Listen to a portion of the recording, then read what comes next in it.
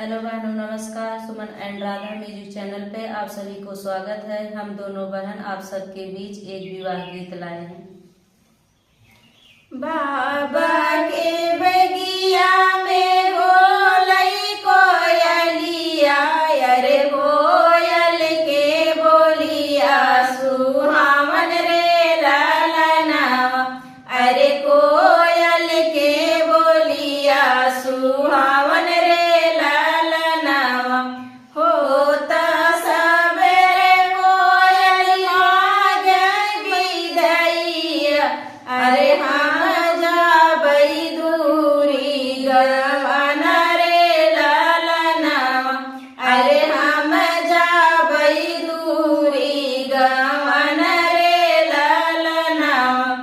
उठाऊं न मैया हो, उठाऊं न बाबा, अरे उठाऊं न लहुरा बीरन रे ललनावा, अरे उठाऊं न लहुरा बीरन रे ललनावा।